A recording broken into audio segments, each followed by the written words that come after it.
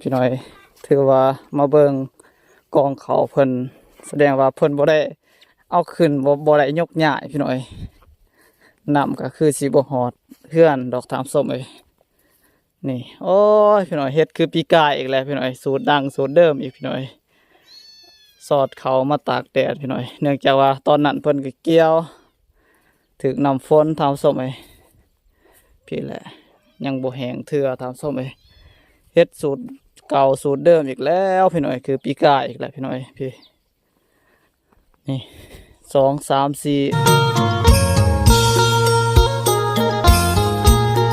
กราบสบายดีพ่อแม่พี่น้องเบิดสุขูสุขคนพี่น้อยมื้อนี้น้อยบ้านเราไต่ก็ได้มาหาคุณพ่อคุณแม่อีกแล้วพี่น้อยก็มาเยี่ยมยามทำข่าวเพิ่นพี่น้อยหลังจาก3-4 มื้อหลังนี้ก็ได้มาพี่น้อยแต่ว่า2-3 มื้อผ่านมาพี่น้อยก็ถือว่ายินข่าวว่าน้ำท่วมทางนี้ทางส้มเลยทางบ้านเฮาก็ท่วมเหมือนกันพี่น้อยแต่ว่าบ่ฮู้ว่าทางบ้านเพิ่น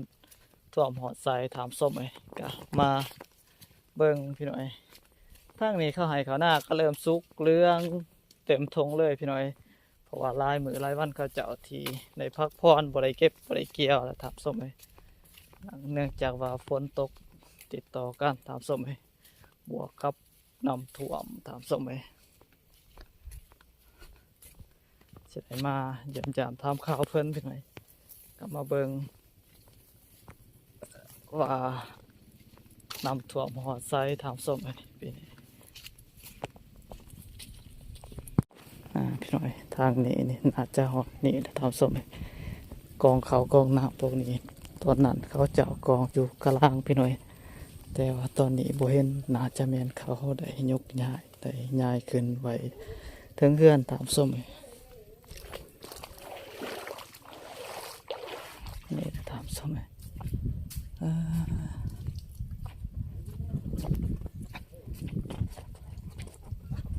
นี่แมนบรรยากาศภายหลังที่นับบกลงถามสมัย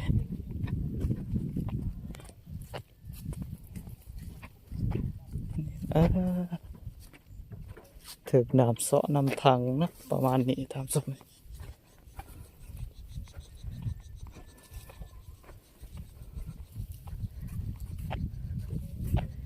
ก็ถือว่าบกลงแล้วพี่หน่อยบกลงแล้วน้ำในที่ได้ท่วมขึ้นมาถามสมัยน่าจะประมาณ2 มื้อที่น้ำได้ท่วมทงไห่ทงหน้าทานผู้ชมแต่ว่าบ่ฮู้ว่าอยู่ห้วยมันสิบกลงสำใดเพียงใดแต่พี่น้อยทางนี้น่าจะบ่มีน้ำอันนั้นพี่น้อยบ่มีน้ำเซลายปานนี้พี่น้อยส่วนหลายน่าจะแม่นน้ำห้วยห้องน้ำป่าไหลแล้วก็บวกกับน้ำเซที่เสาะทางที่เขาเจ้าได้ปล่อยขึ้นมาและทำสมัยเฮ็ดให้น้ำยืงขึ้นทำสมัย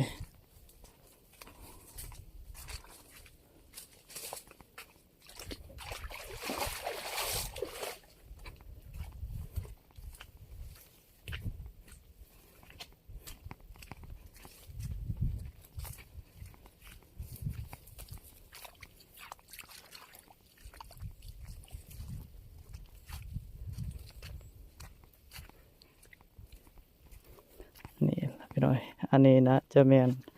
เขาที่ถึกน้ำทำสมัยเพิ่นได้เซน้ำไว้ทำสมัยเพิ่นได้ตากทางนี้พี่น้อยน้ำในเสาะทางเบิงพี่น้อยสีเขาพวงเขาเป็นสีต่างๆพี่น้อยเพราะว่าอยู่นี้มันกะไก่กับหวยเนี่ยทำส้มเลยไข่แต่ว่าเขามันทางในมันมีเป็นเม็ดเรียบร้อยทำส้มเลยถ้าบ่เป็นเม็ดบ่มีเม็ดบ่กลมก้อนนี่มันก็น่าสิบ่ได้กินข้าวแล้วทำส้มเลยอันนี้ไข่แต่ข้าวกลมลงก้อนแล้วทำส้มเลยก็น่าสิได้กินอยู่ทำส้มเลยพี่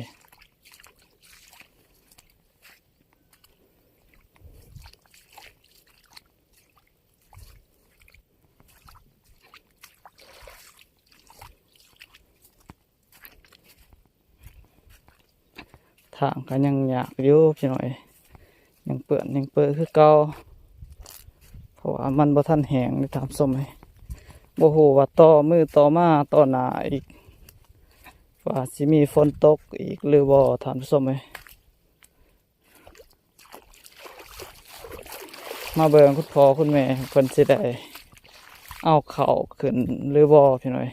ช่วงนั้นเพิ่นก็กองข้าวอยู่กลางเฮือนทำส้มให้แต่ตอนนี้บ่ฮู้ว่าเพิ่นได้ย้ายขึ้นเทิงเฮือนแล้วหรือบ่พี่น้อย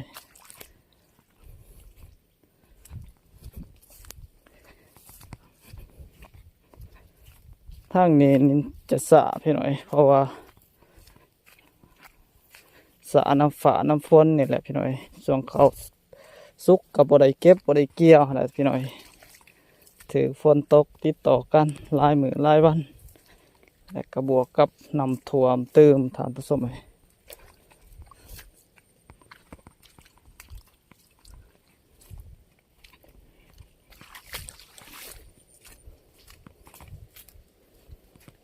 ตอนนี้ก็หอดหัวพี่น้อยน่าจะบกลงแหน่จักหน่อยพี่น้อยน้ำห้วยนี่บกลงแล้วพี่น้อย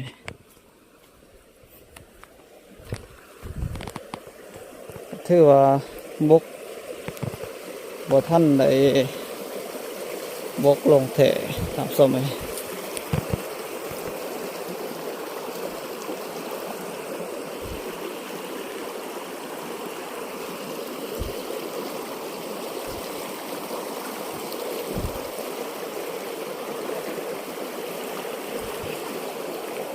ปูป้าหนาตอนนี่น่าจะร้ายพี่น้อยเพราะว่าเนื่องจากว่าน้ำแล้วก็ถึกนั้นพี่น้อยน้ำท่วมขึ้นมากพี่น้อยโอ้สูงพี่น้อยเดี๋ยวนี้เปลี่ยนเป็นลายใหม่ปะนี่ต่างปะนี่โอ้ยากแล้วปะนี่ครัวแนวนี้สิขามได้จะได้เบิด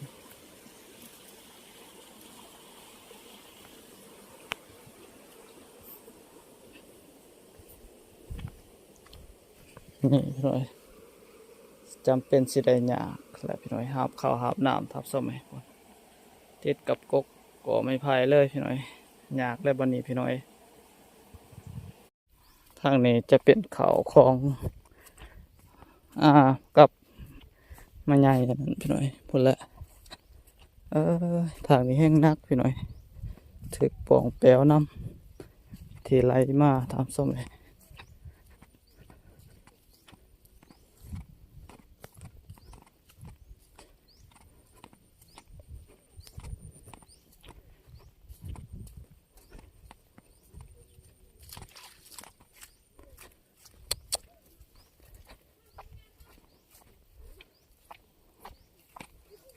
ก็ถือว่ามีแต่ขี้ตมคือกันพี่น้อยทางนี้กินข้าวบุแสบแล้วเนาะพี่น้อยปีนี้ถึกน้ำถึกในหลายเด้พี่น้อย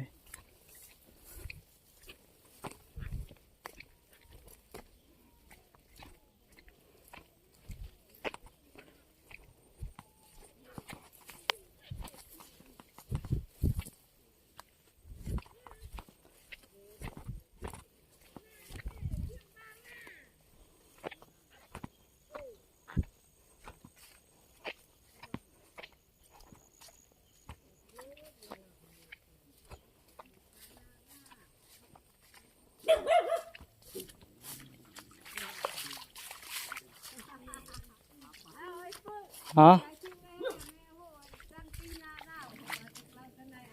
เออ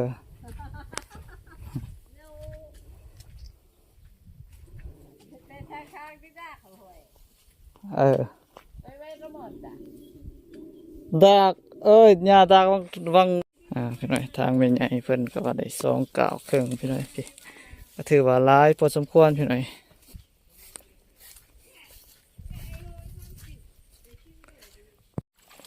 พี่น้อยเพิ่นแหละคุณพ่อคุณแม่กับน้องสาวพี่น้อยเพิ่นได้เก็บเกี่ยวข้างนี้ตามส้มให้เพิ่นให้หนึ่งยังบ่แล้ว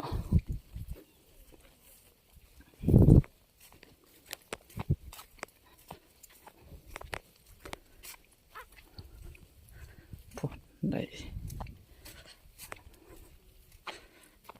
สอดใหม่ไผ่โอ้พี่น้องตาขาวถามสมัย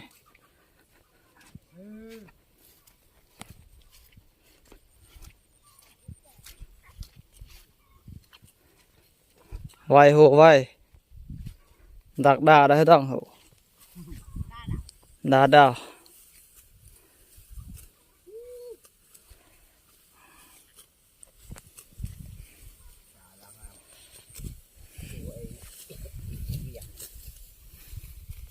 พี่น้อยพี่ให้หนึ่งยังบ่ทันแล้วพี่น้อยเกี่ยวแต่เสาเขา400พี่น้อยพี่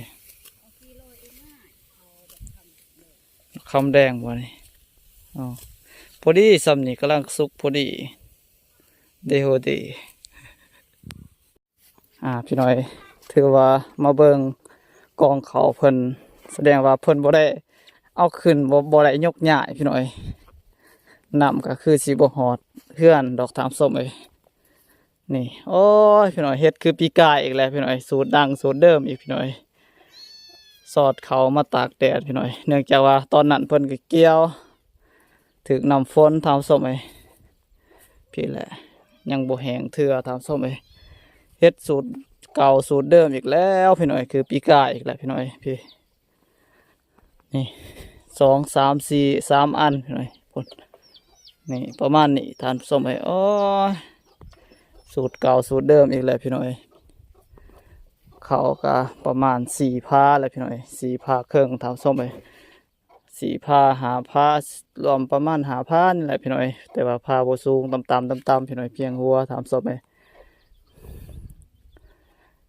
ก็ถือว่าเพิ่นบ่ได้ยกย้ายเอาไปใส่พี่น้อยเนื่องจากว่ามันบ่ทันนะหั่นแหละพี่น้อยมันหลายโพดตามส้มไอ้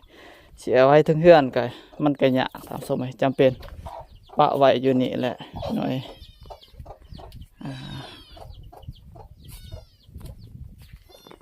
ประมาณนี้พี่น้อยมากินข้าวน้ำกันเด้อพี่น้อยมีแกงหน่อไม้ส้มใส่ปลาดุกพี่น้อยแล้วก็อุปลาซิวพี่น้อยหลังจาก